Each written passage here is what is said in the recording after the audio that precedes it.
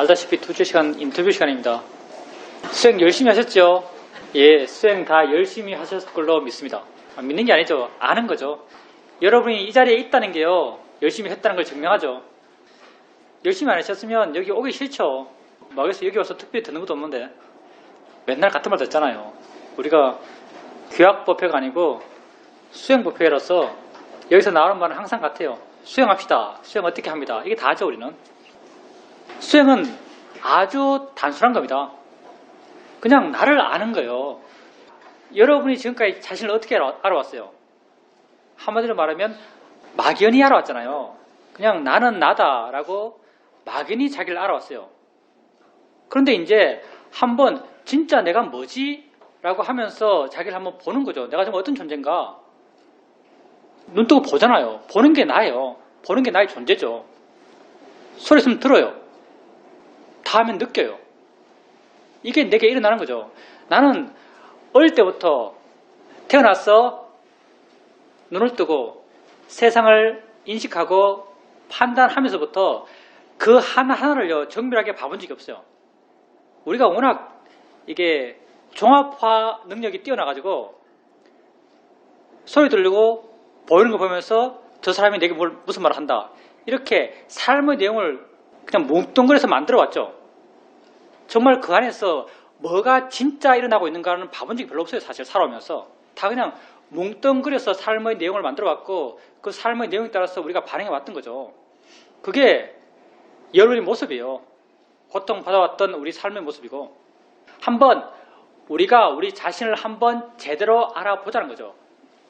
이 수행을 통해서. 나는 이 순간 알아가는 존재예요. 여러분은 어떤 존재예요? 여러분 도대체 뭐예요? 그냥 막연히 나예요. 한번 자기를 봐봐요. 나는 뭔가? 나는 이 순간 뭔가를 알아가는 존재예요. 보이는 걸 보고 들리는 걸 듣고 느껴진 걸 느껴요. 나는 내가 좋아지길 바라요. 나는 내가 행복해지길 바라요. 좋은 나, 뛰어난 나, 수승한 나는 어디에 있겠어요? 뭔가를 알아가는 게 우리죠. 근데 이렇게 우리가 알아가는 뭔가는 그냥 거의 대부분 주어져요. 그럼 보이는 게 주어지잖아요. 안 볼 수 없지, 여러분. 들리는 게 주어져요. 안 들을 수 없어요. 닿으면 느낌이 주어져요. 안 느낄 수가 없어요. 따라서 내가 나일 수 있는 요소는요, 어떤 마음으로 보는가가 결정하는 거죠. 여러분은 좋은 사람, 좋은 마음, 어떤 뛰어난 사람, 수승한 사람, 행복한 사람이 되고 싶어요. 그 모든 뛰어나고 수승하고 행복하고 훌륭한 그 요소는요, 어떤 마음으로 보는가 있는 거예요. 어떤 마음으로 보는가. 따라서 우리가 하는 수행이라는 것은요, 알아지는 것을 바른 마음으로 보자는 거죠. 알아지는 걸 바른 마음으로 보자. 바르게, 옳게, 가치 있게 반응하자는 것이 우리 수행이죠. 그 이외에 여러분이 여러분 삶을 위해서, 여러분 삶의 행복을 위해서 더 행복한 자신을 위해서 해나갈 수 있는 게 뭐가 있겠어요? 이 이상으로.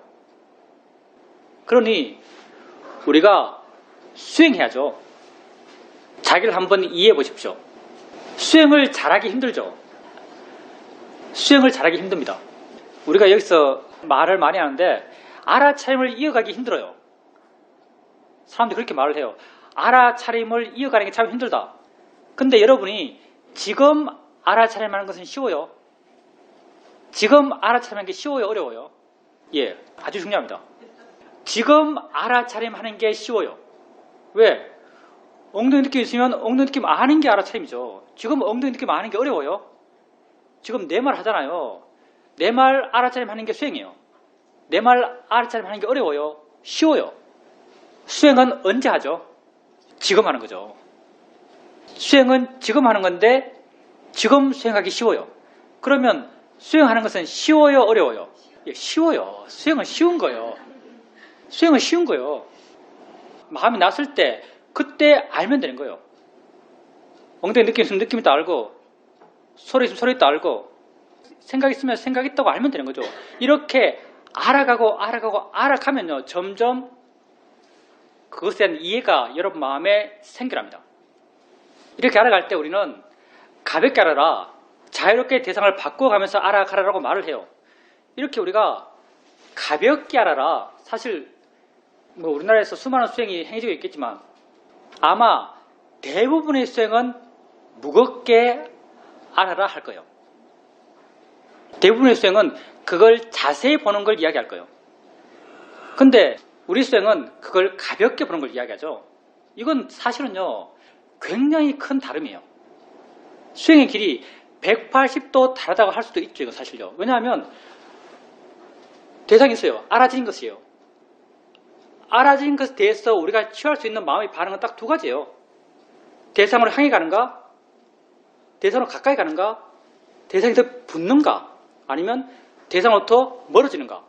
이 두 가지의 마음의 경향배가 없는 거죠. 가든지 물러나든지. 근데 대부분의 수행은 가요. 사실은. 여러분 또 이런저런 이야기 듣죠? 뭐 절에서 하는 수행 다 이래요.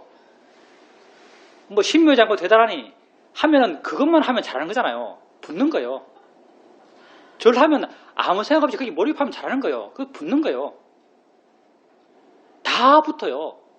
거의 우리만 아니겠지만 거의 우리가 취할 수 있는 정보 내에서는 거의 우리만 그래요. 물러나요. 민주주의는 다수결이죠. 누가 맞아요? 다수결하면 다 가는 게 맞아요.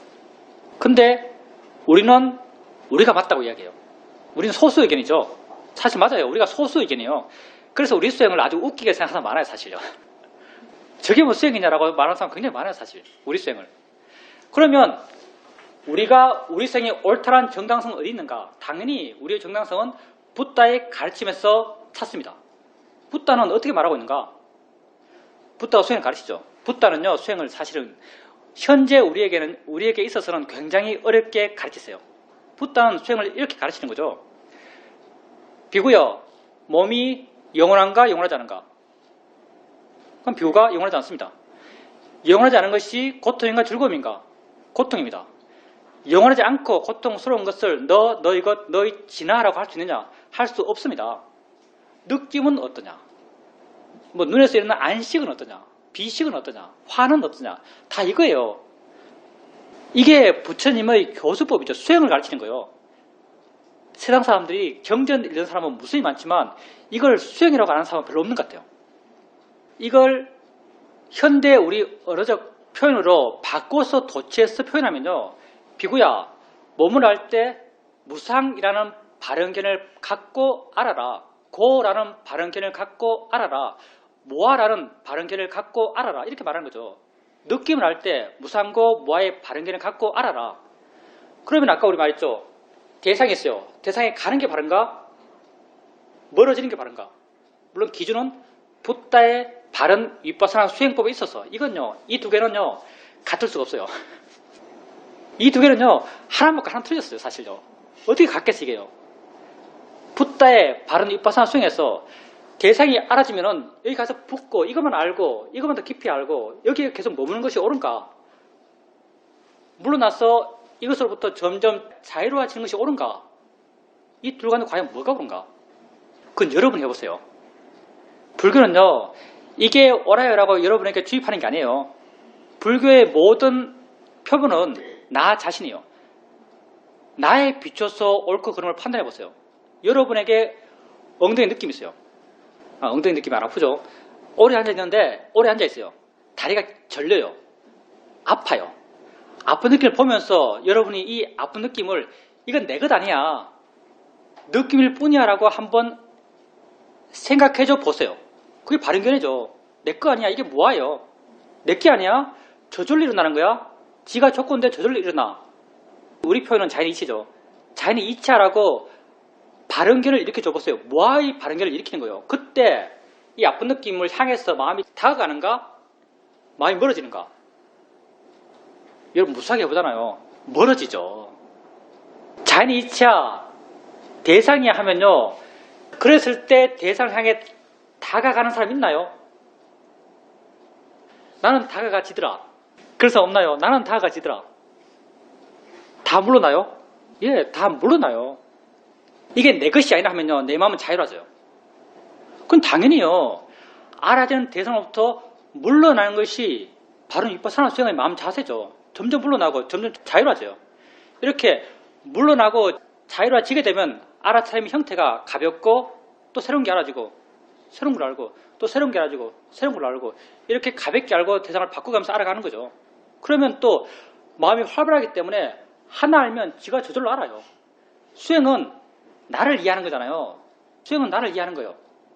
여러분이 내 목소리 듣고 있는데 이 환풍기 소리, 이 환풍기인지 영풍기인지 모르겠지만 이 환풍기 소리 안 들리나요? 왜 들려? 누가 들어요? 이걸 누가 듣겠어요? 마음이 지가 듣는 거예요. 여러분은 이거 듣고 싶어요? 내 말 듣고 싶어요? 설마 이거 듣고 싶은 사람 있지 않겠지? 여러분은 내 말 똑똑히 듣고 싶어 하잖아요. 내 말 똑똑히 듣고 내 말을 똑똑히 이해하고 싶어 하잖아요. 그런데 여러분이 바라지 않는 마음이 일어나요. 이 온풍기 소리 듣는 마음이 일어나는 거죠. 왜 듣겠어요? 마음이 지가 조건되니까. 마음에 활발함이 있기 때문에 듣는 거예요. 우리가 원래 이렇게 살아요. 수행은 나를 이해하기 위해서 하는 거죠. 내가 원래 이렇게 살기 때문에 우리는 이렇게 수행하는 거예요. 우리가 수행해 나갈 때 하나를 알면 마음이 깨어있기 때문에 이미 마음은 다른 걸 알고 있어요. 여러분이 엉덩이 느낌 알 때 손의 느낌이 없겠어요? 당연히 있죠. 마음이 깨어나면 깨어날수록요, 엉덩이 느낌 아는 순간 손의 느낌도 저절로 있어요. 여러분이 이 소리 듣는다 해서 저 소리 없겠어요? 있어요. 그래서 수행해 나갈 때 하나를 알더라도 마음이 깨어있어서 스스로 다른 걸 아는 거예요. 점점 더 다른 걸 알 수 있어요. 점점 더 다른 걸 더 많이 알아가는 게 마음이 활발해지는 거예요. 활발해지는 게 불교에서 부를 때는 이걸 노력, 위리아라고 하는 거죠. 이렇게 마음이 활발해지고 활발해지면요, 위리아의 힘이 어느 수준은 항상 있기 때문에요, 알려 하지 않아도 마음은 저절로 알아요. 걸을 때, 길거리 걸어갈 때 여러 소리를 그냥 듣잖아요. 어떻게 듣죠, 우리가? 마음에 활발함이 있기 때문에 듣는 거예요. 수행할 때도 여러분 마음에 활발함이 살아있으면요, 가만히 있어도 여러 가지 것이 자연스럽게 알아져요. 이렇게 알아차림이 변해가는 거죠. 처음에는 하나하나의 대상을 가볍게 옮겨가면서 알아가다가, 수동적으로 알아가다가, 알려 하지 않으면서 자연스럽게 여러 대상을 알아가는 그런 알아차림으로 변해가는 거예요. 이게 바른 알아차림이 변해가는 어떤 방향이죠. 만약 여러분이 지금 이런 수행 방법의 변화를 워낙 많이 말했으니까 내 생각에는 상당수 지금 여기서 수행하고 있는 사람들은 알려고 노력하지 않고 물러나서 단지 지켜보는 걸 할 거예요. 물러나서 단지 지켜보는 걸 해나갈 거예요.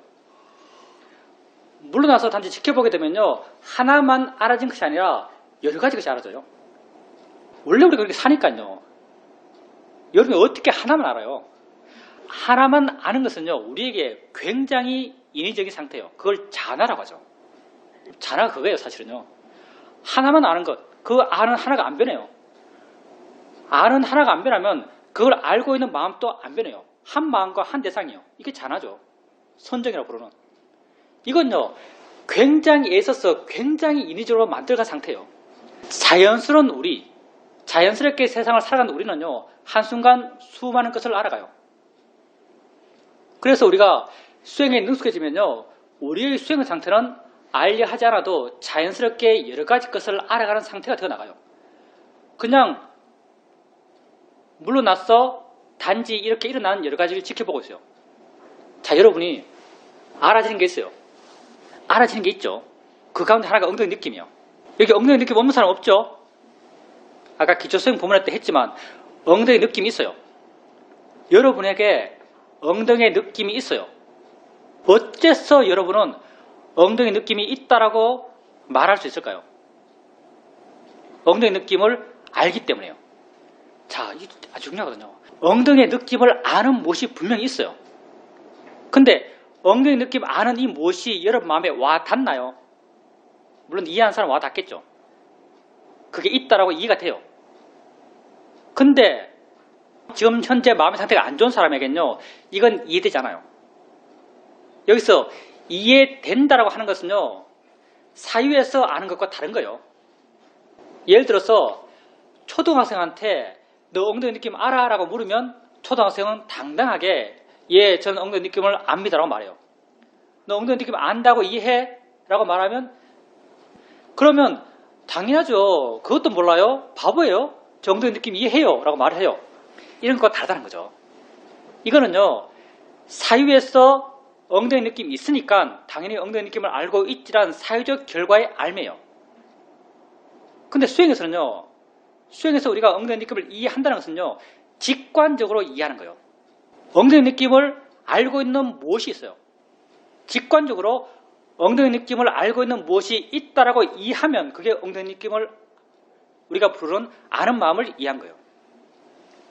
이걸 좀 더 효과적으로 해나가는 게 엉덩이 느낌을 알면서 엉덩이 느낌을 향해서 아는가라고 물어보는 거죠. 우리 마음은 우리 게 아니에요. 아는가라고 한번 물어보세요. 자연스럽게 마음엔요, 안다는 것에 대해서 관심 갖는 마음이 일어나요. 내가 일으키려 하지 않아도 그 순간 안다는 것에 대해서 관심 갖는 마음이 일어나고 안다는 것에 대해서 관심 갖는 마음이요, 안다는 것을 이해할 거예요. 아네라고 마음에서 수긍돼요. 뭐 생각으로 엉덩이 느낌 있으니까 당연히 엉덩이 느낌 알지 이게 아니고요. 아는가 모르면 그래 아네란 수긍의 느낌이 생겨나요. 이게 우리는 아는 마음을 안다, 마음의 아는 작용을 이해한다고 말하죠. 이 아는 마음, 아는 작용을 우리는 법이라고 그래요. 법이란 게요, 우리가 말을 법 그리고 단말아 그리고 대단하게 쓰지만 별것 아니에요. 법이라고 하는 것은 우리에게 진짜 있는 것, 그걸 법이라고 그래요. 그럼 우리는 어떤 존재인가? 우리는 알아가는 존재예요. 이 순간 현재 알아가는 존재가 우리죠. 이 알아감에 있어서 진짜 있는 게 법이에요. 엉덩이 느낌을 알고 있어요. 이 알아감에 있어서 엉덩이 느낌이 진짜요? 엉덩이가 진짜요? 아니에요. 엉덩이는 관념이에요. 어디까지 엉덩이에요? 어떻게 정할 거예요? 진짜는 엉덩이 느낌을 알고 있다는 건 진짜요. 단만은요, 단만은 퀄리티죠. 아비담에 나올 말이에요. 단만은 성질이에요. 법은 성질이에요. 안다는 성질이 법이에요. 안다고 이해하면요, 그건 그 성질을 이해한 거예요. 당연히 법을 이해한 거죠. 이걸 우린 파라마타라고 하는 거죠. 파라마타. 그 성질과 작용. 우리에게 진짜 있는 것. 이렇게 우리에게 있는 이 한 법을 이해감을 통해서 다른 모든 법이 저절로 이해돼요. 왜냐하면 모든 법의 기본적 특성들은, 성질들은 다 같기 때문에 그래요. 우리가 물론 이렇게, 사실 나는 굉장히 수행을 좁게 이야기하고 있죠. 여러분에게 한 단계 한 단계 한 단계 어떻게 된다는 걸 다 설명하면서 수행을 좁게 이야기하고 있어요. 이렇게 좁게 이야기하다 보니까 수행이 상당히 목적 지향적이 돼가요. 사실은 법을 이해하고 법을 이해하면서 통해 지혜가 나고 지혜를 통해 자유로워지고 이런 약간 목적 지향성을 띠게 되고 꼭 그 목적을 성취해야만 수행적 바른 결과를 가져왔나라고 생각될 수도 있겠지만요. 이 수행의 모든 과정에서요, 마음은 계속 좋아져요. 사실은 그 순간순간의 가치에 비춰서 보면요, 그 순간순간 좋아져가는 여러분 마음이 그 바로 목적의 성취예요. 순간순간 마음이 좋아져 간다는 것이 알아차림 힘이 좋아지고, 바른 알아차림. 바른 알아차림이 뭐겠어요? 바른 알아차림이 바른 견해가 있는 알아차림이 바른 알아차림이요. 삼마사띠잖아요. 바른 알아차림. 삼마사띠란 말이 있는 이유가 뭐겠어요? 바르지 않은 알아차림이 있다는 말이죠. 그럼 뭐가 바른 알아차림인가? 바른 견해가 있는 알아차림이요. 바른 견해가 있는, 바른 견해는 바로 무삼고 뭐하죠? 알아차림 해나가요. 근데 알아지는 대상이 나와 상관없어. 저절로 일어나. 내게 아니야. 좋은 것도 아니야. 이런 바른 견해가 있어요. 이게 바른 알아차림이죠. 이렇게 바르게 알아차림 해나가게 되면 알아차림하는 마음은 알아지는 대상으로부터 점점 물러나는 거죠. 점점 멀어져 가요. 점점 자유로워져 가요. 점점 물러나면 이 대상으로부터 자극받겠어요. 이 대상이 좋다 싫다 해서 마음이 이렇게 떨겠어요. 안 떨어요. 마음은 알지만 점점 가만히 있어요. 이렇게 떨지 않는 마음, 이게 사마디죠. 동요하지 않는 마음, 이게 사마디예요. 마음이 좋아져 가는 거죠. 고요해야지해서 고요할 수 없어요. 왜? 바른 원인이 아니기 때문에. 바르게 알아차림하면 고요해져요. 바른 원인이기 때문에. 이렇게 알아차림의 좋은 마음, 고요함의 좋은 마음, 지혜의 좋은 마음, 신심, 노력의 좋은 마음의 힘들이 좋아져 가는 거죠. 알아차림을 해가는 순간순간 이 뒤에 오력 가운데 뒤쪽에서 일어난 이 좋은 마음들, 고요함, 지혜, 신심, 노력은요, 다 알아차림을 그걸 출발점으로 해서 좋아져 가는 거예요. 알아차림하는 순간 다 좋아져 가는 거예요. 그리고 내가 이 수행을 좁게 이야기하다 보니까 목적 지향성을 띠고 그 목적을 꼭 성취해야만 수행을 잘하는 것이고 수행적 어떤 바른 결과를 가져오는 것처럼 느껴질 수 있지만요. 그건 아니고요. 수행해 나가는 과정이 좋아져 가는 과정이에요. 왜냐하면 수행해 나가는 과정에 여러분 마음은 좋아져 가니까. 알아차림이 있으면요. 물론 바른 알아차림이요. 바른 알아차림이 있으면요. 고요함은 저절로 있어요. 그 수준에서. 지혜도 저절로 있어요. 신심도 저절로 있어요. 노력도 저절로 있어요. 왜? 우리 마음이 다 그런 조건으로 만들어져 있으니까요. 붓다의 마음도 그래요. 시험의 사이도의 마음도 그랬고요. 떼잔의 사이도의 마음도 그랬고요. 우리 마음도 그래요. 알아차림 하면은 고요함, 지혜, 신심, 노력이 다 함께 커져가요. 그리고 이런 마음들이 점점 축적돼 가면서 그런 일어남에 대한 이해가 생겨나는 거죠. 머다란 이해가 생겨나요. 그리고 이런 이해가 내 마음을 자유롭게 하는 거죠. 알에 대한 이해가 알므로부터 나를 자유롭게 합니다. 나를 자유롭게 해나가는 것, 나는 주로 그 상태를 자유로움이라고 말해요. 경전에서는 이 상태를 주로 우백가라고 말해요. 대상이 돼서 아무렇지도 않은 마음, 조금 실험도 없는 마음, 이게 우백가의 마음이죠. 우리가 수행을 통해서 되어가는 마음은 결국은 우백가의 마음이 되어가는 길을 우리가 가는 거죠. 수행하십시오. 수행은 쉽습니다. 지금 하면 되는데요. 지금 하면 다른 좋은 건요. 지가 스스로 일어나요. 우리가 지금 해야 될 수행은 알아차림 뿐입니다. 있으면 있다고 아세요. 그리고 여유가 있으면 자연의 이치야 라고 바른 길을 한번 일으켜 주는 거예요. 우리 모두 행복하고 싶잖아요. 세상에서 행복하기엔 정말 힘듭니다. 세상 사람들은 그 행복의 조건을 다 우리 밖에서 찾죠. 정말 세상을 살아가면서 수행 모르고 세상을 살아가면서 마음이 좋은 게 행복이지 마음을 좋게 해야지 하면서 마음 좋게 하려고 노력하면서 행복해지려는 사람 있나요? 그렇게 정말 대단한 사람이 있을까 모르겠어요. 세상 사람들은 아까도 말했지만 우리는 우리 자신을 굉장히 막연하게 생각해요. 막연히 나는 나다라고 생각해요. 내 행복의 길도요 굉장히 막연하게 생각해요. 남들이 이것이 행복의 길을 하니까 나도 따라가요.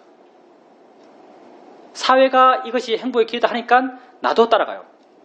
그래서 남들이 좋은 대학 하니까 나도 좋은 대학 가려고 그러고 남들이 좋은 직장 하니까 저게 좋은 직장의 모양이다 하고 나도 거기 가려고 그러고 다 그렇게 살아왔던 거죠. 내 밖의 조건에서 내 행복이 결정된다라고 믿으면서 세상을 살아왔어요. 그래서 내 밖의 조건을 좋게 가려고 노력했죠. 물론 지금도 노력하고 있어요. 이 틀에서 우리가 지금 당장 벗어날 수 없죠. 그런데 내 밖의 조건은 여러분에게 알아지는 거예요. 여러분에게 주어지는 거예요. 알아지는 것이 여러분을 행복하게 할 수가 없어요. 왜?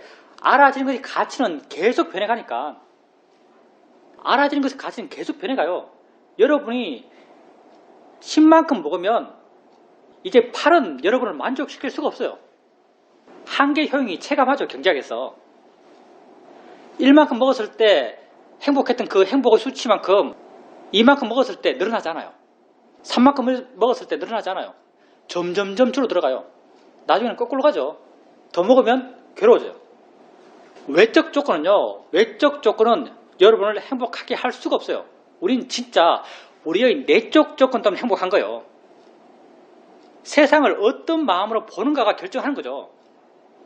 내 행복을 세상을 어떤 마음으로 보는가가 내 행복을 결정하는 거예요. 내게 알아지는 것을 어떤 마음으로 보는가가 내 행복을 결정하는 거예요. 여러분은 절대적으로 행복할 수 있는 존재입니다. 여러분 마음을 누가 어떻게 하겠어요? 여러분 마음을 누가 슬프게 할 수 있어요? 여러분 마음을 누가 괴롭게 할 수 있을까요? 여러분이 이건 슬픈 내용이야 라고 알아줘야만 여러분 슬퍼져요. 그게 절대적으로 슬퍼할 일이 있나요? 세상에?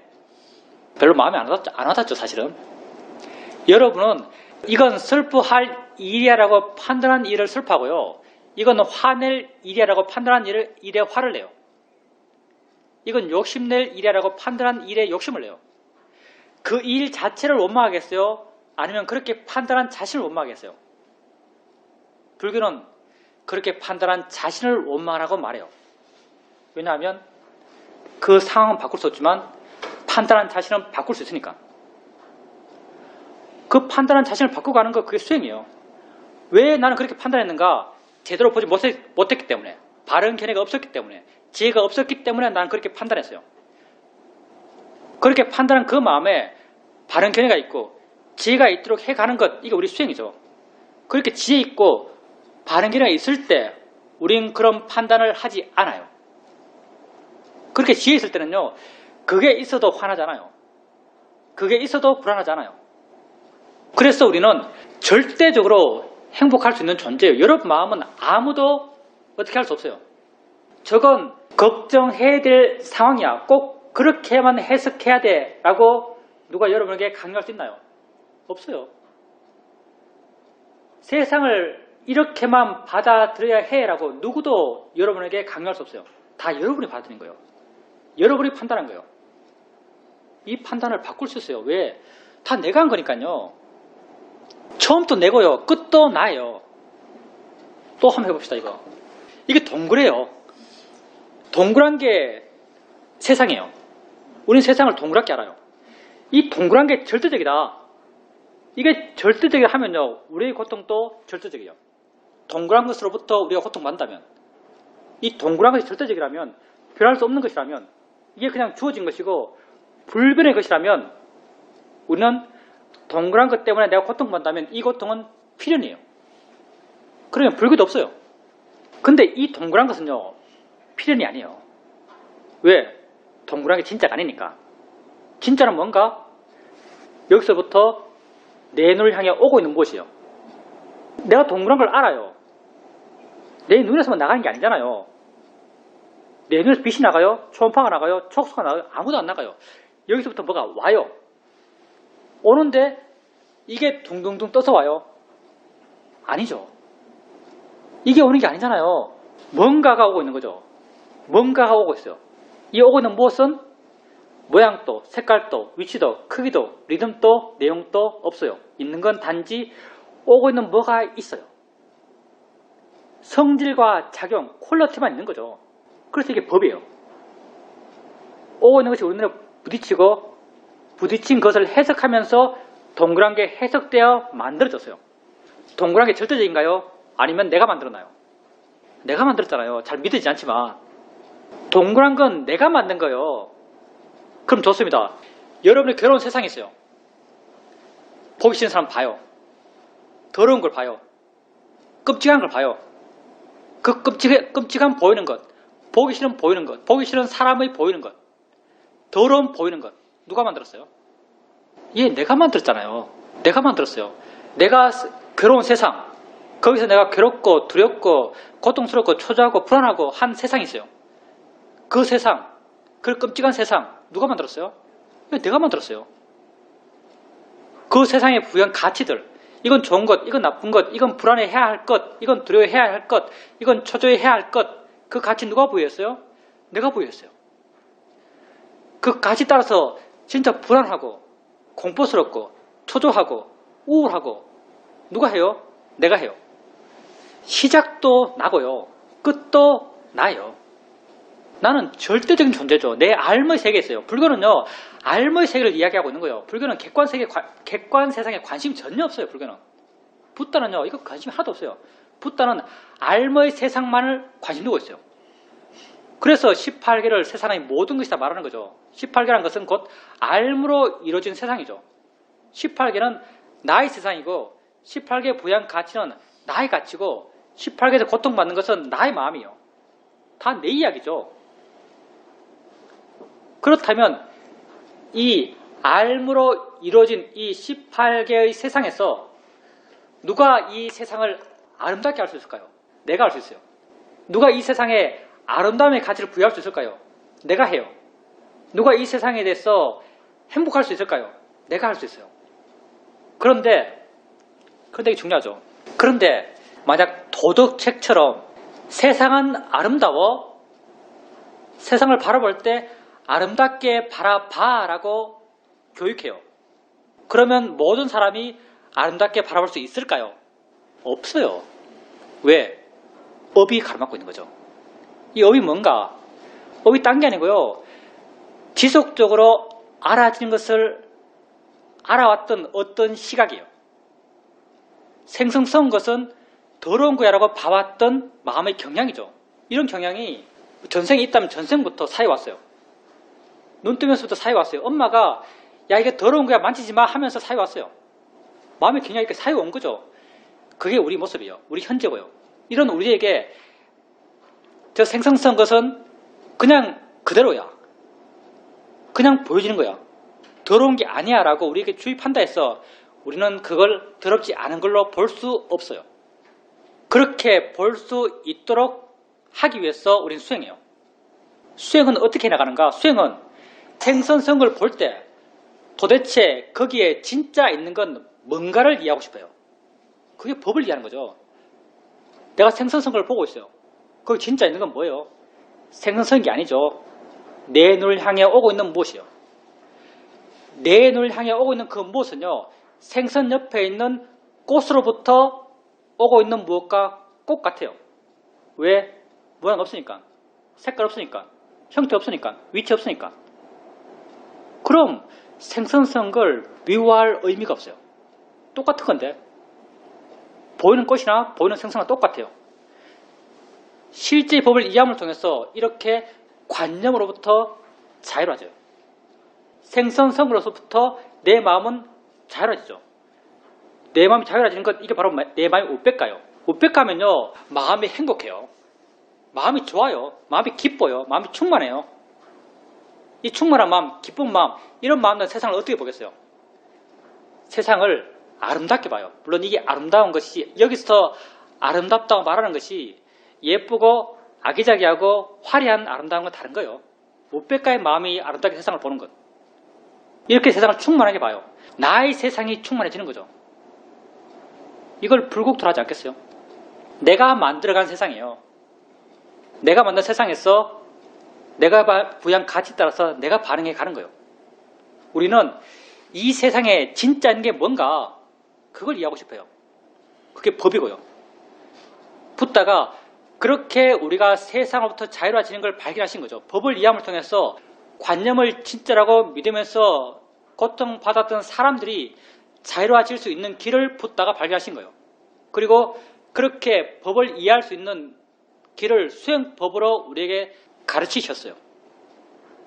몸이 영원한가 영원하지 않은가? 영원하지 않습니다. 영원하지 않은 것이 고통인가 즐거움인가? 고통입니다. 고통스럽고 영원하지 않은 것을 너 지나라고 할 수 있는가? 할 수 없습니다. 이걸 통해서 가르친 거예요. 그게 우리 이 수행에서는 실제 우리는 좀 더 붓다보다 좀 더 정밀하게 가르치다 보니까 좀 더 좁게 자세하게 가르치다 보니까 그걸 가볍게 알아라. 자력의 대상을 바꾸면서 알아라. 수동적으로 알아라. 물러나서 단지 지켜보는 걸로 알아가라라고 수행 방법을 말하는 거죠. 이렇게 물러나서 단지 지켜보게 되면 이렇게 알아지는 것을 안다라고 이해하는 거예요. 이게 이해가 돼요. 안다는 것, 이건 그냥 퀄리티예요. 안다는 게 어디 있겠어요? 어떤 색깔이에요? 어떤 모양이에요? 아무것도 없어요. 안다는 그 성질과 작용만이 존재하는 거죠. 이렇게 한 법을 이해하는 거예요. 수많은 법 가운데 한 법을 이해하는 거죠. 한 법을 이해하면 다른 모든 법은 저절로 이해됩니다. 왜? 법은 다 같거든요. 무상권 무아를 법의 일반적 특성이라고 말해요. 그 의미가 뭐냐면 모든 법이 다 이렇단 말이에요. 우리가 수행을 해나가면서 결코 법의 개별적 특성을 이해하지 않습니다. 어떤 측면에서 법의 개별적 특성은 실제 없는 건지 몰라요. 그냥 관념일 뿐일지도 몰라요. 법의 개별적 특성이라는 것은요, 눈은 본다는 것, 본다 이게 개별적이에요. 귀는 듣는다는 것, 듣는다 이게 개별적이에요. 본다고 듣는다 다르잖아요. 근데 여러분 수행하면서요, 결코 본다고 이해하지 않아요. 듣는다고 이해하지 않아요. 그냥 한다고 이해해요. 그냥 doing을 이해하는 거죠. 작용을 이해하는 거죠. 이 작용성은요, 모든 법이 똑같아요. 안다는 걸 지켜보면서 이해한 그 작용성은요, 모든 법에 똑같아요. 그렇게 해서 한 법을 이해함을 통해서 만법을 이해하는 거예요. 그 만법이 곧 나 자신이에요. 이렇게 나를 이해하는 거예요. 나를 이해함을 통해서 내가 만들어낸 세상의 관념, 그것으로부터 나는 점점 자유로운 존재가 되어 나가는 거죠. 무백가한 존재가 되어 나가는 거예요. 이렇게 무백가해지고 무백가해지면요, 무백가의 마음의 힘이 좋아지면은 다른 수행하시는 분이 있어서 그분들 보니까 마음이 그냥 이해가 자연스럽게 이리 가버렸어요. 마음은 퀄리티죠. 법은 퀄리티예요. 보는 마음은 보는 일을 하는 거죠. 듣는 마음은 듣는 일을 하는 거예요. 지혜의 마음은 지혜의 일을 해요. 근데 지혜의 일이 뭐죠? 지혜라고 하는 것을 우리 대단하게 생각하는데 지혜의 마음은 모르는 일을 해요. 지혜도 먼 일을 하는 게 지혜죠. 지혜의 마음에 하는 일은요, 대상에 대해서 내 마음을 가볍게 하는 일, 이걸 지혜가 해요. 대상으로부터 마음을 물러나게 하는 일, 이게 지혜가 해요. 대상으로부터 마음을 자유롭게 해나가는 일, 이걸 지혜가 해요. 그럼 고사님께서 아까 이게 지혜냐 했을 때 생각이 일어나잖아요. 걱정할 생각이 일어나요. 걱정할 생각이 일어날 때 걱정한 생각을 좀 멀리서 볼 수 있어요. 거리감이 느껴지잖아요. 거리감이 느껴진다는 것이 걱정할 생각을 나와 동일시하지 않아요. 걱정할 생각을 단지 걱정할 생각 그 자체로 보는 거죠. 그 자체로 볼 수 있는 마음의 힘이 있는 거죠. 그 자체로 볼 수 있는 마음의 힘을 누가 주었는가? 지혜가 준 거예요.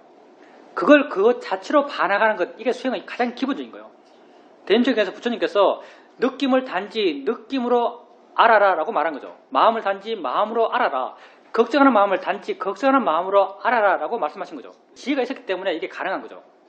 그리고 이렇게 가볍게 볼 수 있었기 때문에 마음이 가벼운 거고요. 마음이 가볍기 때문에 또 딴 생각이 나요. 딴 걱정거리가 날 수 있는 거죠. 그래도 그 걱정거리에 대해서도 마음은 가볍고 또 딴 생각이 일어나고 딴 생각이 일어나는 거죠. 이런 것이 다 그 생각에 대해서 거사님께서 수행해 오면서 생각을 봐오면서 생각, 그리고 그 생각의 내용, 그런 것들이 얼마만큼의 가치를 가져야 하는지를 이해해 왔던 거죠. 거사님이 설령 그걸 모르더라도요. 내가 그런 이해를 했다는 걸 거사님이 모르더라도 거사님이 지금까지 수행해 오면서 생각을 알아채해 오면서 거사님 마음엔요, 이런 이해가 생겨나요. 지혜는 저절로 생기니까. 지혜가 일어날 조건 되면 저절로 일어나요. 거사님이 수행해 온 그 기간만큼요, 생각을 봐왔을 거고, 생각을 보아온 만큼 생각에 대한 이해는 생겼고요. 그런 이해가 조금씩 저절로 작용해요. 옛날에는 생각 보면서 이게 생각일 뿐이지, 내용은 아무것도 아니지, 내용이 지금 체험이 아니지, 내용은 그냥 내용이지, 이렇게 바르게 보려고 바른 방향을 제시해주기 위해서 바른 생각을 많이 했어요. 근데 지금은 보면 그냥 물러나 있어요. 왜냐하면 그걸 아는 순간 이미 그것에 대한 지혜는 있어요. 이런 이해는요, 지혜의 내용을 갖고 있잖아요. 그냥 마음의 작용으로 지혜가 존재하는 거예요. 근데 또 그 생각에 대해서, 그 생각의 내용에 대해서 그 사람이 집착이 강할 때는요, 그냥 붙어 있어요. 그 생각을 해요. 근데 이때 거사님께서 아까도 했지만, 이때 거사님께서 무엇을 더 문제시해야 되는가, 어떤 내용의 생각이 있어요. 거사님이 가치를 부여한 거예요. 이 생각의 내용은요, 거사님이 이전에 가치 부여하지 않았던 생각과 똑같아요. 단지 보고 있는 마음의 힘이 약한 거예요. 보고 있는 마음의 지혜가 없는 거죠. 그래서 거사님의 수행의 방향은 이 생각을 없애려고 하는 게 아니에요. 거사님의 수행의 방향은 이 생각을 이해하려고 하는 거예요. 그래서 우리가 이 생각을 이해하기 위해서 이건 생각일 뿐이야, 대상이야 하고 바른 견해를 일으켜주는 거죠. 바른 견해가 작용하는 게 여기서 작용하는 거예요. 그리고 여기에서 바른 견해가 작용할 때 마음은 이것으로부터 물러나게 돼요. 그러니까 붙어 있을 때 이걸 이해하려고 애쓰세요. 물러나려고 애쓰는 게 아니고요. 이건 의미가 없어요. 물러나려고 애쓰는 게 아니고요. 이해하려고 애쓰는 거예요. 생각을 단지 생각으로 이해하려고 그러고, 생각의 내용의 가치 없음을 이해하려고 그러고, 이게 알아지는 대상임을 이해하려고 해요. 이해되면은 물러나요. 거사님께서 살면서 어떤 상황을 만나잖아요. 어떤 상황을 만났을 때 그 상황에서 여러 가지 가능성이 있겠죠. 여러 가지 선택사항이 있겠죠. 그 선택사항 가운데 이렇게 하는 것이 맞아라고 판단되잖아요. 판단되고 그 순간 거기다 확신이 생기죠. 확신이 생기면서 마음이 이건 바른 길이고 이걸 해야겠다는 마음이 일어나요. 이것도 지혜죠. 마음의 어떤 번민, 이런 그 회의 같은 게 없어져요. 그게 옳다고 마음을 확신해요. 근데 이런 지혜는요, 우리가 통찰지가 나는 거와 똑같이 나요. 그 사장님께서 어떤 케이스인지 모르겠지만 어떤 문제가 있고 그 문제에 대해서 내가 내 마음에서 이걸 해결해야 된다는 압박감이 있죠. 압박감이 있는데 이런 압박감을 느끼다가 어느 순간 마음이 좋았을 때 거기에 답이 그 순간 확 나와요. 뭐든 하나 답이 확 나오는 거죠. 이렇게 답이 일어나는 이 케이스가요, 수행에서 통찰지가 생기는 거랑 똑같아요. 수행에서 우리가 어떤 걸 알아가잖아요. 생각을 알아가요.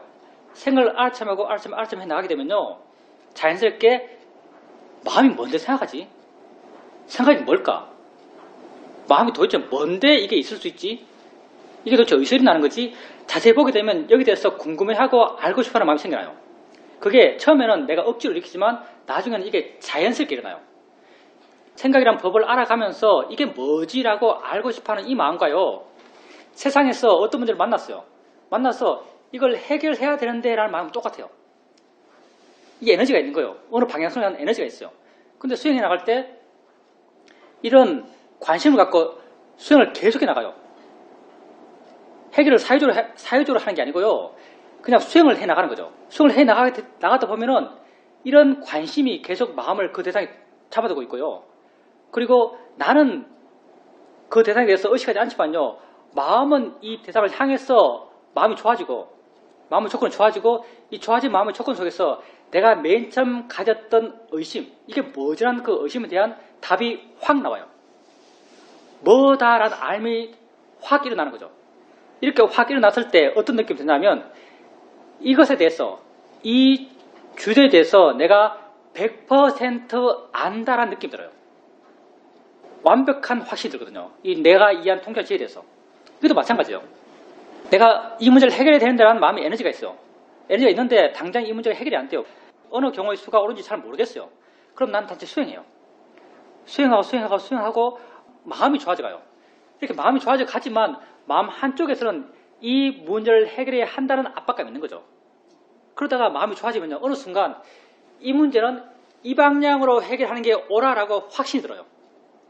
근데 재밌는 게 뭔지 아세요? 재밌는 게요, 이렇게 확신 드는 방향은요, 마음이 좋아졌잖아요. 사실은 마음이 완벽하게 좋아진 거예요. 완벽하게 마음이 좋아지면 이 마음은요, 욕심이 하나도 없는 마음이에요. 그래서 이렇게 나온 결론은요, 사회적인 시각에서는 뭔가 내가 손해본 길이에요. 내게 별로 이익이 안 되는, 사회적 시각에서 이게 도인이 되었던 명성이 되었던 뭐 양보가 되었던 뭔가 내가 손해보는 걸로 마음은 결론을 내요. 이게 옳아, 이렇게 해야 돼 라고 결론 내는 거죠. 근데 이렇게 결론 났을 때는요, 이 결론이 100% 옳다라는 내적 확신이 있어요. 통찰지가 생긴 거랑 똑같죠. 사실은 이 시스템이, 이게 물론 내용이 관념적이고 이건 대상이 법이에요. 근데 이것도 지혜예요. 통찰지의 지혜가 일어나는 것처럼 마음이 좋으면요, 세상의 일이 됐어도 이런 지혜가 있나요? 세상의 일을 어떻게 해결해야 하겠다고 내적 확신들이 생겨나는 거죠. 근데 또 이런 케이스에서 또 재밌는 게 뭐냐면, 이런 확신이 아까도 말했지만 언제나 내가 좀 손해보는 길이거든요. 내가 확실하다, 이게 옳은 길이라고 확신이 생겼던 그 길은 언제나 내가 좀 손해본 길이에요. 마음이 아주 좋을 때 이런 결론을 내요. 근데 시간이 조금 지나잖아요. 조금 지나면서 내가 손해인데 라는 생각이 들면서 이 확신이 조금씩 약해져요. 알아차림이 끊어져요. 알아차림이 끊어진 게 외적 조건이면 약간 어쩔 수 없는 면이 있어요. 외적 조건이나 하면 그사님께서 이제 핸드폰 보는 거. 핸드폰 보면 핸드폰을 보려는 마음, 핸드폰에 뉴스를 보려는 마음 자체가 욕심이에요. 사실은요. 그게 땡긴다라고 하는 것이 욕심의 마음이 만들어낸 집착의 정도죠. 이게 중독이에요. 중독은 욕심이 만드는 것이거든요. 그게 일종의 중독된 거죠. 뭐 중독된 특별한 게 아니고 다 중독됐어요. 각자 우리 다 중독된 분야가 있는 거죠. 그게 중독이죠. 그게요, 그 자체가 욕심을 만족시키려는 자극을 안 줘요. 그냥 마음이 그걸 바라는 패턴이 하고 싶어하는 욕심으로 중독됐어요. 어렸을 때, 오락할 때, 내 대학 다닐 때는 삼국지 유행했죠. 가면 무슨 풍선 나타나서 누가 말하고 대화하고 선택하고 뭐 이런 상황이 오라겠어요. 방에 앉아서 밤을 새워 자거든요. 밤을 새워 새요. 잘라고 누우면은 생각이 나요. 하고 싶어하는 생각. 안 하면은 하고 싶어요. 하면은 할 때 그게 재밌는가? 이게 재밌어요. 할 때 그게 재미가 없어요. 할 때 그게 재미가 없어요. 그냥 할 뿐이에요. 그냥 거의 반복적으로 할 뿐이에요. 그게 재미가 없어요. 그냥 뭐 잠을 못 자니까 멍하죠. 멍한 상태로 그냥 하고 있을 뿐이에요. 할 때 그게 재미가 없어요. 근데 하지 않으면 하고 싶은 마음이 나요. 그게 중독이죠. 중독의 전형적인 모습이죠. 그리고 스마트폰에 중독돼 있죠. 하지 않으면은 하고 싶어요. 하면은 별것 아니에요. 근데 빠져 있어요.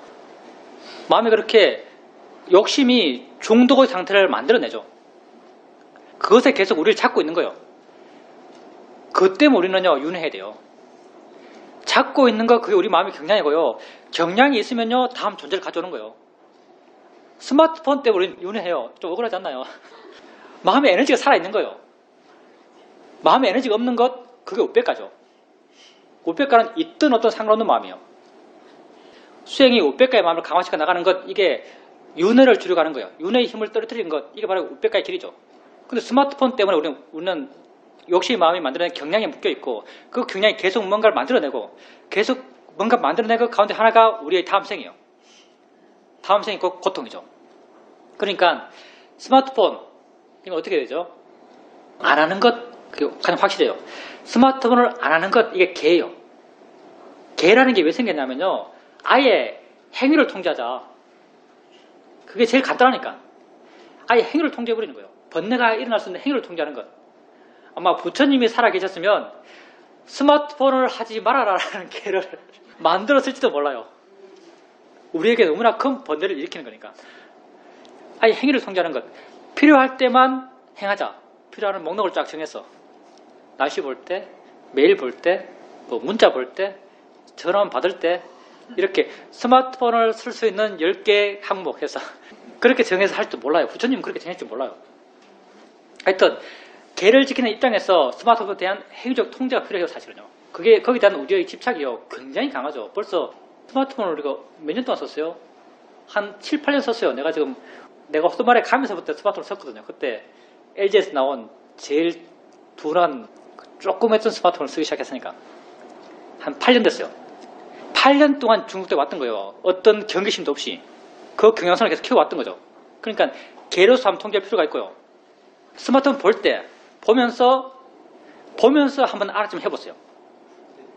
한번 해보고, 그리고 내가 보고 있는 것이 얼마나 가치 있는가를 한번 보세요. 나의 삶과 그렇게 관계 있는 게 아니에요. 거사님께서 이제 지하철에서 알아차림이 끊어질 경우, 이렇게 외적 상황이라면요, 외적 상황을 통제할 필요가 있고요. 내적 상황이라면 그건 대부분이 생각일 거예요.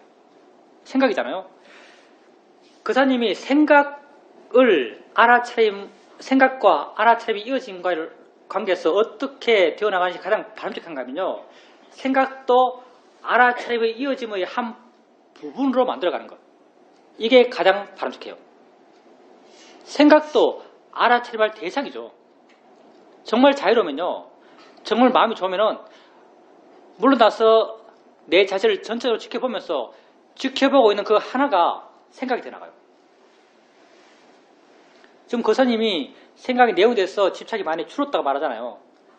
그게 줄었다면요, 느낌과 함께 생각을 반영할 수 있어요. 그리고 그렇게 할 수 있을 때 지하철에서의 알아차림은요, 내게 관심 두는 것이 곧 알아차림이 되어나가요. 그러면 알아차림이 이제 쉬워요. 그 수준은요, 전혀 객관성이 없어요. 왜냐하면 우리가 아무리 수행을 잘하더라도 욕심과 화가 있는 사람은 알아차림이 끊어져요. 내가 생각하기에는 욕심과 화가 있는 이상 알아차림이 끊어질 수밖에 없을 것 같아요. 왜냐하면 욕심의 대상, 화의 대상에 내가 몰입할 수밖에 없으니까.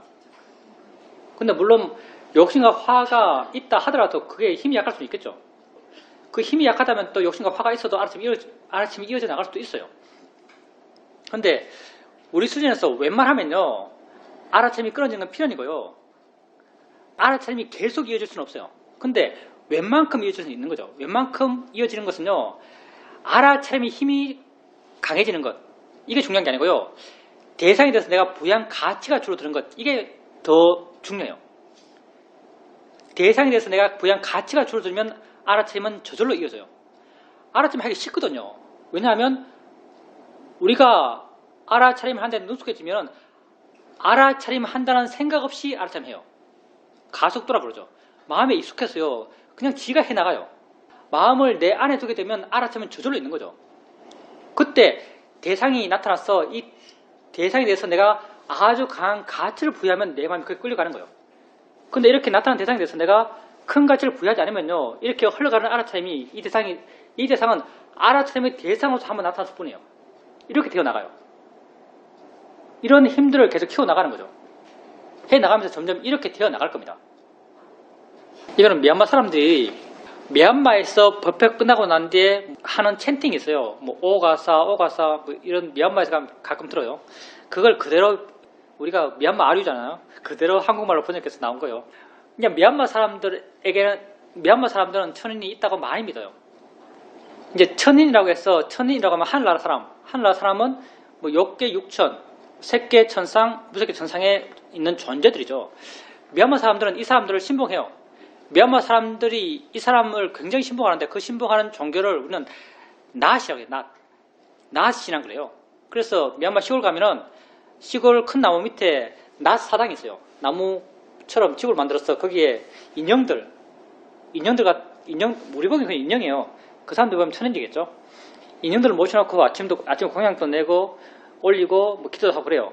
미얀마 사람들이 이렇게 믿기 때문에 이런 구절이 있는 거죠.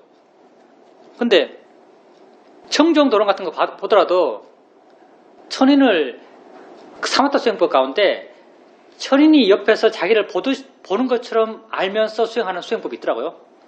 그런 것도 있어요.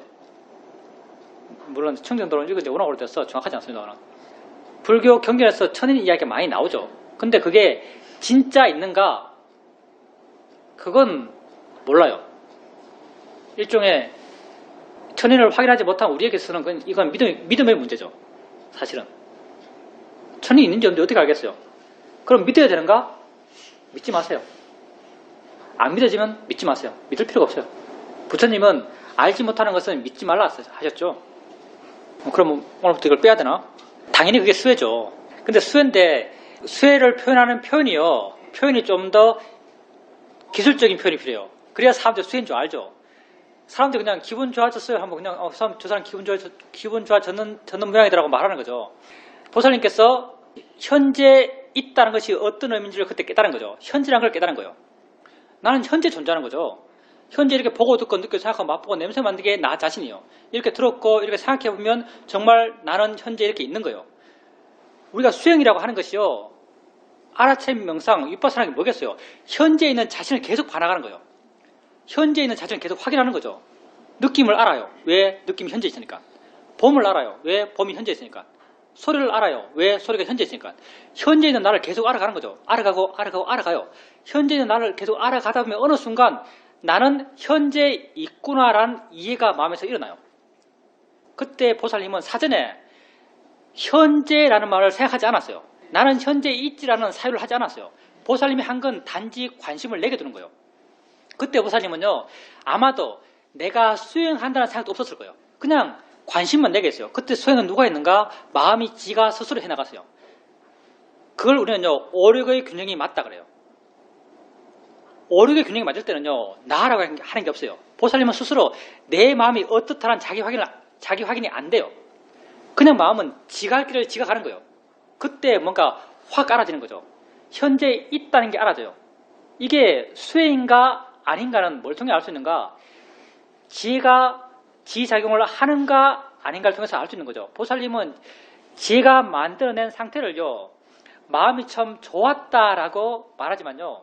기술적으로 말할 때 어떻게 말하냐면요. 그때 마음이 가라앉았다. 마음이 가벼워졌다. 그때 마음이 밝아졌다. 마음이 자유로워졌다. 기쁨이 있었다. 그리고 수행의 내 지혜의 깊이까지 말할 수 있어요. 그때 보살님은요. 현재에 있는 것이 나다라고 하는 이 지혜의 내용이 돼서 내가 완벽하게 알았다라고 느껴져요. 거기에 대한요. 0.001%의 의심도 없어요. 나는 지금 있다는 것에 대해서 완벽하게 안다고 느껴져요. 그런 식으로 지혜가 좀 크게 일어날 때는요, 그 지혜에 대해서 내가 100% 알았다라고 이해가 돼요. 그렇게 말하면요, 듣는 사람들이 와, 통찰지다 이렇게 이야기해요. 아니, 물론 건방기도 하겠지만 통찰지라 말 안 하고요, 그때 지혜가 났을 때 마음의 상태가 이랬다라고 말하는 거죠. 그게 좀 더 기술적으로 말하는 거죠. 그렇게 지혜가 나는 거예요.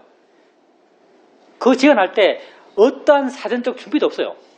그래서 그걸 대승에서는 도노라고 하는 거죠. 정말 도노처럼 나잖아요. 뭘로 깨닫는 거예요. 그 깨달음이 그냥 순간 일어나요. 그렇게 보살님이 자기를 이해하는 거죠. 그 이해를 통해서 자기 마음이 좋아지고 자기가 자유로워져요. 그리고 그런 이해가 생길 수 있다는 게 어떤 의미냐면요, 보살님이 그런 이해가 생길 수 있는 마음의 조건이 된단 말이에요. 그 마음의 조건은요, 결코 단순하잖아요. 마음의 조건을 말로 표현하면요, 굉장히 복잡해요. 아까 말로 설명해 봤잖아요. 알아채 힘이 좋아지고, 그걸 조건은 고요함이 좋아지고, 고요함을 조건은 신심이 좋아지고, 지혜가 좋아지고, 노력이 좋아지고, 이게 다 맞아야 돼요. 이게 다 힘이 좋아져서 균형을 이뤄요. 이게 균형지기 때문에요, 뭐도 좋다고 느끼지 않아요. 고요함이 좋다고 느끼지 않고 활발함이 좋다고 느끼지 않아요. 왜? 균형지니까. 우리가 개마공 가면요, 이게 높다라고 느끼지 않을 거예요. 왜? 다 높으니까. 이 균형이 맞으면요, 뭐가 높다고 생각되지 않는 거예요. 그래서 보살님이 그 지혜가 나기 이전에 내 마음이 좋다란 자기 없어요. 만약 이 가운데 고요함만의 힘이 좋다면요, 고요하다는 게 알아져요. 지혜만의 힘이 좋다면은 지혜의 힘이 좋다고 알아져요. 노력만의 힘이 좋다면은 마음이 너무 활발하다고 알아져요. 근데 다 같이 힘이 좋으니까요, 안 알아져요. 안 알아지기 때문에 보살님은 보살님 마음 상태가 확인되잖아요. 이런 상태에서 지가 나는 거예요. 그래서 우리가 마음의 균형이라고 말하고요, 부탁께서 오력을 말할 때 언제나 대꾸로서 말해요. 노력과 고요함, 지혜와 신심, 균형이 중요하니까. 그리고 우리 수행도 균형된 수행을 이야기하고, 우리 수행의 가장 기본적인 수행적 테크닉이 가볍게는 고요함이고, 자유롭게는 활발함이에요. 이렇게 균형을 맞춰가는 거죠. 그 균형이 완성됐을 때는요, 균형이 알아지지 않아요. 우선 수혜가 계속 일어나는 게 아니다고 말했지만 수혜는 계속 일어나요. 보살님처럼요, 보살님의 케이스처럼 크게 일어나는 경우가 드물어요. 크게 일어나는 경우가 가끔 경험할 뿐이지만 작게 일어나는 건 계속 일어나요. 보살님 마음을 보세요. 보살님이 그렇게 보살님 케이스에서 이렇게 지혜가 일어날 때 사전에 보살님 마음이 확인이 안 돼요. 마음이 좋다는 느낌도 없어요. 근데 이렇게 좋다는 느낌도 없는 이 상태가 어떻게 가능했겠어요? 보살님이 이전에 알아차림 해나가면서 저절로 좋아졌기 때문이에요. 근데 알아차림 해나가면서 저절로 좋아진 것 가운데 하나가 지혜예요. 지혜도 좋아졌기 때문에 그 상태가 된 거예요. 그럼 그 이전에 알아차림 해나갈 때, 지혜가 좋아져 나갈 때 보살님이 그 지혜가 좋아진다고 확인됐는가? 안 됐어요. 그러니 그걸 통해서 알 수 있는 게요, 알아차림이 있으면 지혜는 커져간다고 우리가 알 수 있는 거죠. 보살님은 모르지만 내 마음에서 일어나는 가운데 내가 모르는 게 굉장히 많아요. 그렇기 때문에 바른 알아차림이 있으면요, 지혜는 생겨나요. 그게 보살님에게 알아지지 않더라도. 근데 이런 지혜는요, 나중에 조금씩 쌓였을 때 한참 시간이 지난 뒤에 보살님에게 아주 큰 덩어리로 확인이 돼요. 사이도가 여기 드는 비유는요, 금을 한꺼번에 큰 덩어리를 얻을 수 없다. 작은 덩어리, 조금씩 모아다 보면 어느 순간 이게 큰 덩어리가 되어 있다, 이렇게 말해요. 지혜도 마찬가지예요. 작은 지혜가 조금씩 생기다 보면요, 어느 순간 이게 큰 지혜가 되어 있어요. 보살님이 그렇게 한순간 큰 지혜를 경험한 이유는요, 작은 지혜가 많이 모였기 때문이에요. 그건 제로에서 생긴 게 아니에요. 보살님은 모르지만 많이 축적되었기 때문에 생긴 거죠. 그러니까 알아차림이 있는 순간 지혜는 계속 일어나고 있어요. 그러니 알아차림을 해나갔어요. 그리고 보살님이 이전에 문해와 사이로서 알아왔던 것은요, 한마디로 말하면 몰랐던 거예요. 이건 모르는 거예요, 사실은요. 아는 마음, 우리가 말로 아는 마음 하지만요, 아는 마음 생각해보면 엉덩이 느낌 있지? 엉덩이 느낌 알지? 당연히 엉덩이 느낌 아는 게 있지? 라고 생각해보면 이해가 돼요. 근데 여러분이 진짜 수행해서 얻는 느낌 자유롭게 보면서 아는가 물었을 때 아니라고 이해했을 때의 아는 마음과 그 이전에 생각해서 그런 게 있지라고 이해했던 아는 마음은 전혀 달라요. 보살님이 수행을 바르게 해나가고 계시고 자식이 진짜 있는 걸 조금씩 알든 모르든 이해해 나가고 있어요. 이런 이해에 보살님 마음이 점점 기울어가요. 근데 보살님이 이전에 들었던 본문들은요, 다 이건 아는 마음, 이건 화, 이건 일으킨 생각, 이건 의도, 사실 말하는 사람도 뭔지 모르고 말해요. 사실 대부분이 말로 하는 것도 말로 한 이것에요 별로 만족할 수가 없어요. 왜? 실제를 이해한 우리는요 말에 만족할 수가 없어요. 내가 사회도한테 답이 없어요. 내가 지금 이해한 이해를 갖고 사회도가 가르치는 내용을 보면요, 내가 이해한 내용은 사회도한테 다 있어요. 사회도가 다 말했어요. 근데 지금 내가 느끼기에는요, 나는 사회도한테 배운 게 하나도 없게 느껴져요. 왜냐하면 사회도가 가르치는 내용 대부분을요, 내가 새로 다 이해했거든요. 수행해 가면서. 내가 새로 이해한 이해는요, 내가 스스로 깨달은 거예요. 일종의 수혜라 할 수 있죠. 내가 스스로 이해한 이게 진짜죠. 사회도가 말로 가르쳐준 이게 진짜가 아니에요. 그래서 내 심정적 느낌은, 물론 내가 사회도한테 다 배웠고 사회도가 모두 가르쳐줬지만요, 내 심정적 느낌은 사회도한테 전혀 배운 게 없다고 생각돼요. 다 내가 새로 안 것 같아요. 보살님도 보살님이 다 새로 안 것을 조금씩 알아가는 거예요. 그러니 남이 가르쳐준 게 뭐가 의미가 있겠어요. 진짜 의미 없어 이거. 보살님이 자기의 재산을 채워가는 거예요.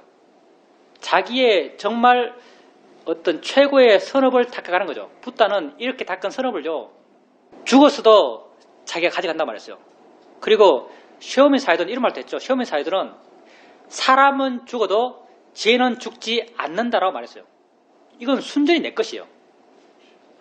남에게 전해줄 수도 없어요. 보살님이 그걸 설령 남에게 전해준다 하더라도요, 그건 사이드가 내게 수행과 보이에서 말해줬던 그 가짜처럼 가짜를 말해주게 돼요. 말은 그렇거든요. 진짜는 내가 스스로 나를 이해하는 거예요. 그래서 부처께서 너에게 의지해라라고 말한 거예요. 왜? 내가 안 것만이 진짜이기 때문에. 남이 가르쳐준 건요, 진짜가 아니에요. 그냥 말일 뿐이지.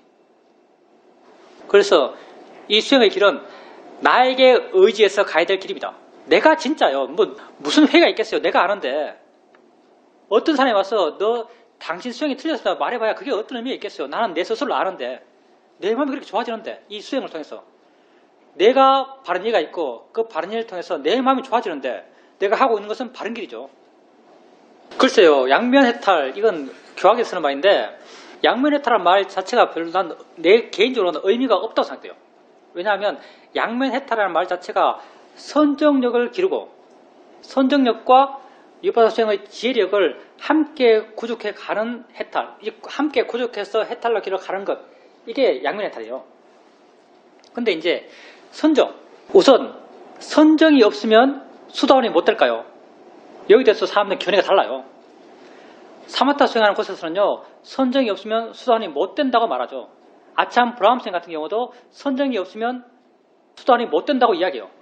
파옥 같은 경우도 당연히, 파옥은 미얀마 전통 속에 있기 때문에 미얀마 전통은 순수 위파사를 인정하거든요. 그래서 대놓고 말은 못하지만 안에 내용 들어가 보면 선정 없이 위파사나 지혜는 안 난다라고 하는 게 파옥의 주장이에요. 그럼 이 주장은 선정력이 없으면 수도원이 못 된단 말이죠. 그럼 이걸 어떻게 보내야죠, 우리가? 미얀마 근세의 큰 스승들은요, 다 사마타 안 가르쳤어요. 모국 사회도, 쇼미 사회도, 술룬 사회도. 그럼 선정력이 없이 수도원이 될 수 있다는 걸 근거를 어디서 찾겠어요? 그건 경기가 나오거든요. 경기를 보면은 이게 상규다 나올 거예요. 맞지만 나오나? 경기를 보면은 마하나마라는 분이 계세요. 이분이 부처님의 사촌이죠. 당시 왕이었어요. 카필레 왕이었죠. 부처님이 카필라와또 당신이 고향에 갔을 때 마하나마를 만나요. 마하나마가 이전에 벌써 부처님 법을 듣고 수행을 오래 해서 사다함에 이르렀어요. 사다함의 경지에 이르렀죠. 마하나마가 부처님에게 이런 말을 해요. 붓다요, 내가 수행을 해서 수행을 해도 그런 깨달음이 있긴 있지만 왜 내게는 욕심과 화가 없어지지 않습니까? 이렇게 말해요. 이게 무슨 말이냐면 왜 안함이 못 됩니까? 이렇게 말해요. 안함이 못 됩니까? 이렇게 말하니까 부처님이 만함에게 뭘 이야기하는가? 너는 선정력이 없어서 그렇다. 이렇게 말해요. 너는 선정력이 없어서 그렇다. 그러면서 부처님이 만함한테 사마타 수행법을 가르쳐요. 뭘 가르치냐? 붓다누사띠. 그것도 가르치는 것도 이상해요. 붓다누사띠, 담마누사띠 이걸 가르쳐요. 근데 붓다누사띠, 담마누사띠, 그러니까 붓다를 염하는 수행법, 담마의 공덕을 염하는 수행법, 이걸 가르치는데 이 수행법은요 근접 3회밖에 못 가요. 아이러니하게도 본사면을 못 가는 수행법이거든요. 근데 부처님이 만함한테 이걸 가르쳐요. 사마디를 기르라고. 이 경우를 봤어요. 마하나마는 사마타 수행을 하지 않으면서 수다만 된 거예요. 수다만 될 수 있죠. 근데 사마타 수행을, 사마디를 기르지 않으면요 안 하면 될 수 없어요. 이렇게 말할 수 있어요. 사마디의 힘이 약하면 안 하면 될 수 없어요. 근데 이걸 또 뒤집어 말하면요, 안함이 되면 사마타 수행은 완성돼요. 그냥 청룡도론 자세히 읽어보면요, 끝까지 자세히 읽어보면 청룡도론의 안함에 대해서 어떤 말 나오냐면, 안함이 되면 사마타 수행을 장애할 수 있는 요소는 더 이상 존재하지 않는다 이 말이에요. 안함은 어디로 가요? 정거천에 가는 거죠. 정거천이 색계 최상천이에요. 정거천은요 색계 선정을 이룬 사람만 가는 곳이에요. 색계 천상이니까. 안함은요 우선 선정 없이 수담이 될 수 있습니다. 그리고 안함은 선정력이 필요해요. 근데 안함의 선정력이 선정수행을 했으면 가능한가? 아니에요. 왜? 선정수행을 방해한 요소는요 욕심과 화예요. 욕심과 화가 줄어들어 가는 것, 이게 선정력이 높아져 가는 것과 똑같아요. 그래서 윗바사나 수행만 하더라도 안함이 될 수 있는 것이고, 안함이 되면 선정수행은 완성된 거예요 이미. 그래서 색계 선정을 완성한 거죠. 그렇기 때문에 아라함들은 다 정거천에 가는 거예요. 색계 천상에 가요. 아라한들은 색계 사선을 반드시 가져야 돼요. 왜냐하면 이거에 또 어떤 일화가 나오냐면, 부처님 당시 때 법의 도둑이 있죠. 어느 다른 교단 사람들이 그 공양물이 다 붓다니 다 가는 거예요. 그러니까 왜 우리 어떡하냐, 굶어 죽겠다 하면서 젊고 똑똑한 한 아이를 붓다에게 보내요. 가서 붓다가 무엇을 가르치는지 한번 알아봐라. 붓다가 말하는 대로 우리도 말하자. 그러면은 공양물이 많이 들어올 거다. 그러면서 젊고 똑똑한 애를 파견하죠.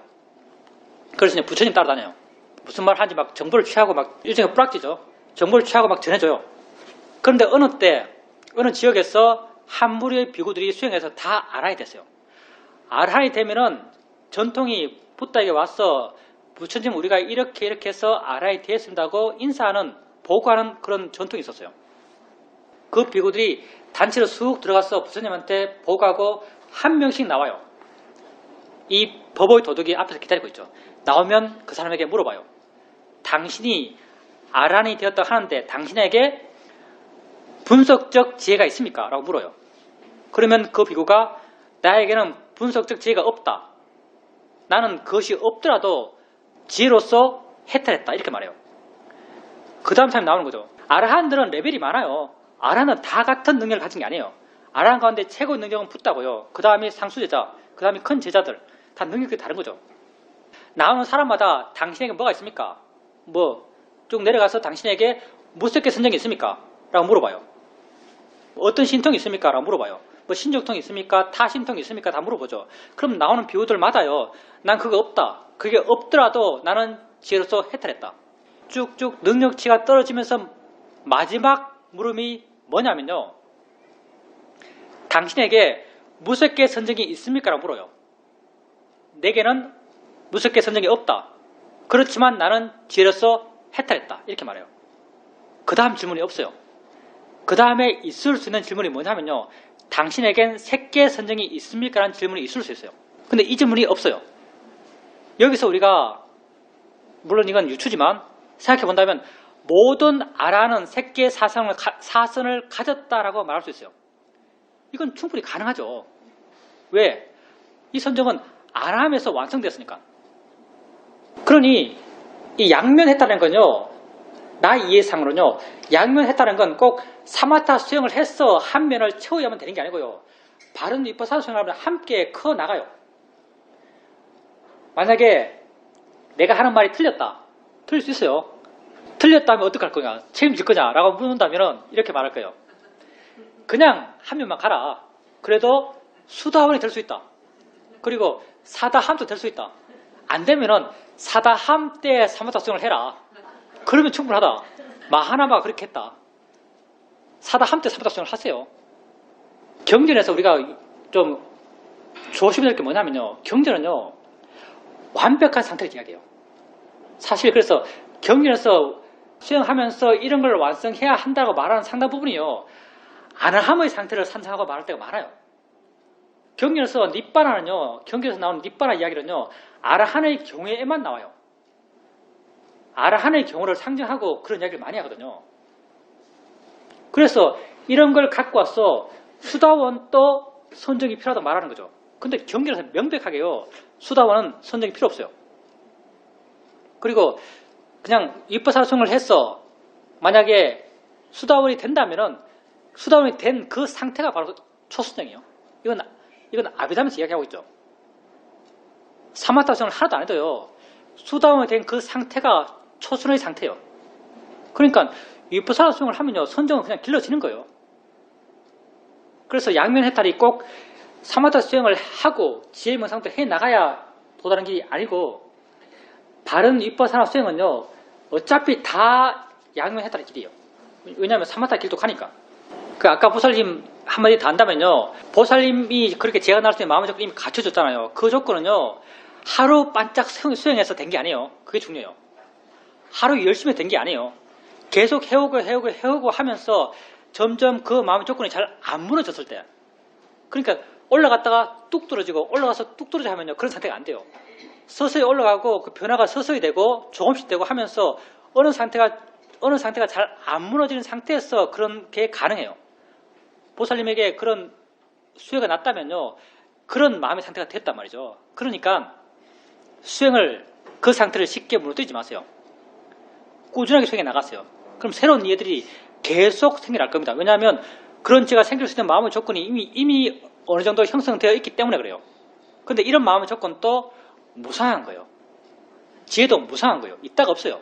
이 마음도요, 어떤 강한 충격이 오면요 완전히 무너져 버려요. 무너져서 그냥 제로 이하로 떨어질 수 있어요. 마이너스 10, 마이너스 100까지 떨어질 수 있어요. 아주 안 좋은 상태가 될 수 있죠. 그렇지만 수행을 하면 또 다시 그런 상태가 될 수 있는 거죠. 그래서 수행에 대해서 자신감을 가질 필요가 있어요. 지금 중요한 건 수행을 해 나가는 게 중요한 거죠.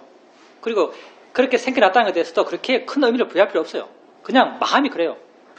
만약 지혜 생명에 대해서 가치 부여하고 내게 지혜 났다고 그게 큰 의미를 부여하면요, 또 그것을 원인으로 새로운 번뇌가 생겨나요. 그 번뇌는 들뜸의 형태로 나타나요. 정말 지혜의 힘이 지속적으로 좋으려면요, 지혜가 나도 그 지혜에 대해서 덤덤할 수 있어야 돼요. 그냥 조건들이 나타난 거예요. 그랬을 때 그런 힘들이 계속 유지될 수 있습니다.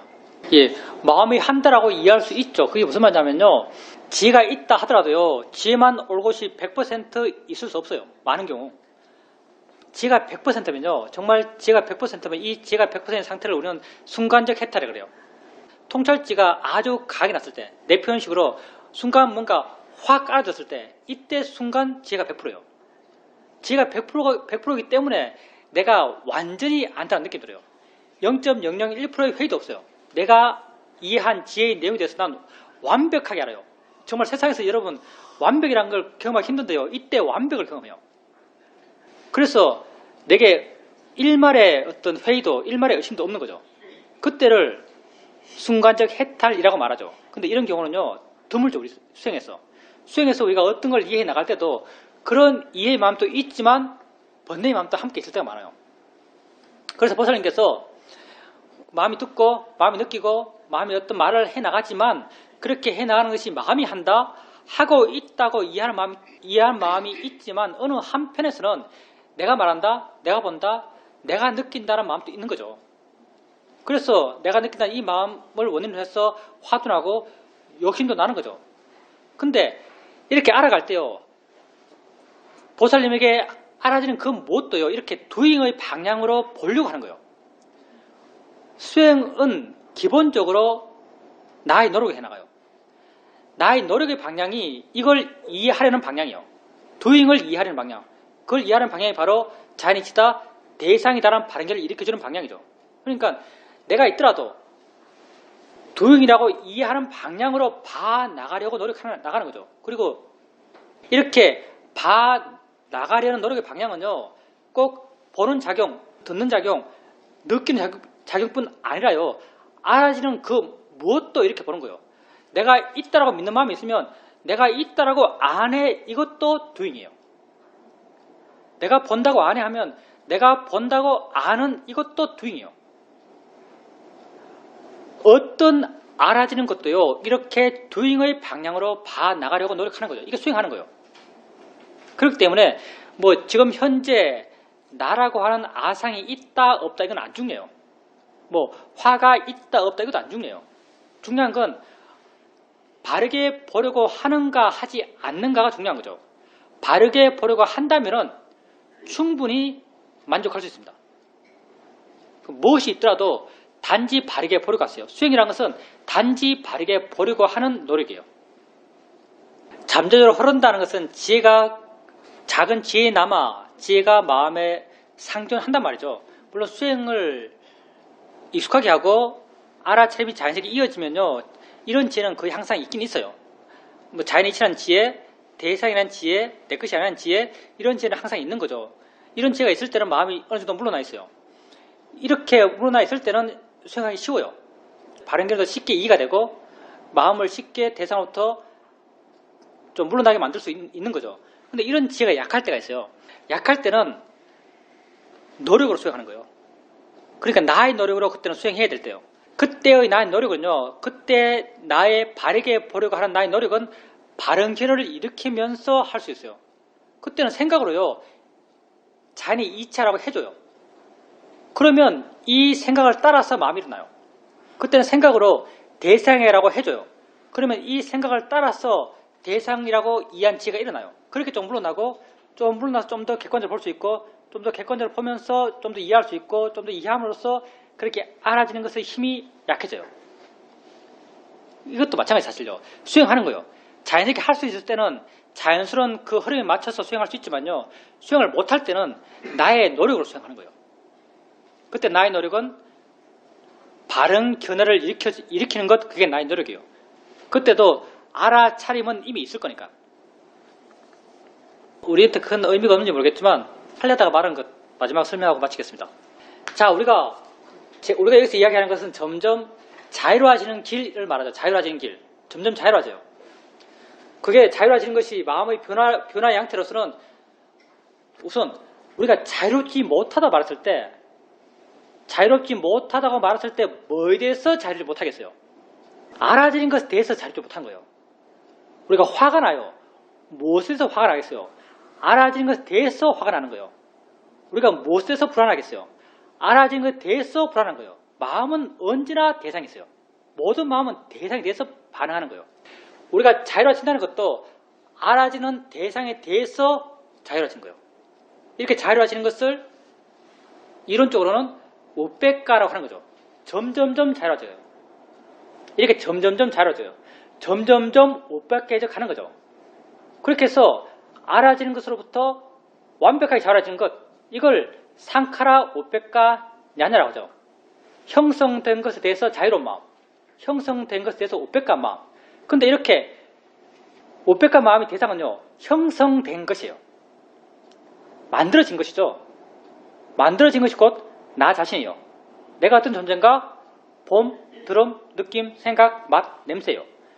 이게 다 형성된 거죠. 조건 따라 일어난 거예요. 눈 뜨면 봐요. 조건 변하니까 일어나요. 소리 있으면 들어요. 조건 있으니까 일어나요. 이렇게 조건되어 일어나는 것, 이걸 뭐 유의법 이렇게 말하죠. 조건되어 일어나는 것에 대해서 우백가인 거예요. 조건되어 일어나는 것에 대해서 계속 우백가에 들어가요. 점점 마음은 자유로워져 가는 거죠. 근데 이 조건 지어진 것은요, 내 것도 아니에요. 내가 좋아하는 것도 아니에요. 내가 싫어하는 것도 아니에요. 근데 끊임없이 일어나요. 여러분이 만약에 보고 싶은 것도 아니고 보기 싫은 것도 아닌데 계속 봐야 돼요. 왜? 법은 내 의지와 무관하게 계속 일어나니까. 보고 싶은 것도 아니고 보기 싫은 것도 아닌데 계속 봐요. 그럼 어떤 마음이 생길까요? 아주 좋은 마음 상태에서는요, 어떤 마음이 생기는가? 참 지겹다라고 이해해요. 이게 참 의미 없다라고 이해해요. 이게 계속되는 거, 봄이 계속되는 게 의미 없다라고 이해돼요. 가치 없다라고 이해돼요. 이 가치 없음, 지겹다, 의미 없다고요, 화로서 하는 게 아니고요. 상카로 우백까지 하나잖아요. 화로서 하는 게 아니고요. 지가 지겨워해요. 경기에서 혐오한다는 건요, 화가 혐오하는 게 아니에요. 지가 혐오하는 거예요. 지가 이렇게 내 것도 아니고 좋은 것도 아니고 싫은 것도 아닌데 계속돼. 참 지겹다, 의미 없다, 가치 없다. 이걸 지혜가 통찰하는 거죠. 이렇게 지혜가 통찰하는 것, 이걸 우리는 고에 대한 지혜라 그래요. 이렇게 고를 이해했을 때 마음은 완벽하게 오백가지요. 오백가의 힘이 점점 좋아지잖아요. 점점 좋아지면 오백가의 마음, 이 지혜의 마음이요, 이 형성된 것에서 계속 머물러 있겠어요. 왜? 이건 지겨운 건데, 이건 가치 없는 건데, 이건 있는 게 의미 없는 건데. 그래서 이 오백가의 마음이요, 다른 걸 찾아요. 이건 이론이에요. 이 오백가의 마음이 다른 걸 찾는 거죠. 뭘 찾아요? 다른 곳에서 다른 것으로 발견될 수 있는 유일한 게 하나 있어요. 이게 뭘까요? 예, 이게 니바나예요. 그래서 형성된 것과 다른 것, 이게 형성되지 않은 것이요. 형성되게 지겹거든요. 지혜로서. 형성된 게 의미 없어요. 지혜로서. 그러니까 마음이요, 형성되지 않은 것으로 가버려요. 이게 니바나의 성취예요. 이건 나도 몰라요. 안 가봤어요. 근데 이렇게 튀어나가요. 근데 이 길이 단순하잖아요. 우백가의 길이에요. 열반을 향해 나아가는 것, 열반을 다른 표현으로, 좀 와닿는 표현으로 완벽한 행복, 완벽한 고통 없음의 상태예요. 이 길은요, 우백가의 길이에요. 우백가가 가는 길이죠. 근데 우백가가 뭐죠? 대상으로부터 자유로운 거예요. 이게 실제적으로는 대상으로부터 물러나는 거예요. 여러분 수행해서 화났을 때 화를 보면서 화가 내 거 아니야. 지가 화내는 거야. 마음 지가 화내. 라고 하면은 마음이 화로부터 물러나요. 이게 우백가의 길이죠. 보기 싫은 걸 볼 때, 보면서 보기 싫은 걸 볼 때, 저거 단지 보이는 거야. 옆에 아름답게 보이는 거랑 저 보기 싫게 보이는 것은 똑같아 보이는 걸로, 이렇게 바른 길을 일으켰을 때 마음은 물러나요. 우백가의 길이죠. 여러분 수행, 바른 수행의 길은요, 다 이렇게 우백가의 길을 가고 우백가의 길을 가는 거예요. 결국 이게요, 열반을 향해 가는 길이에요.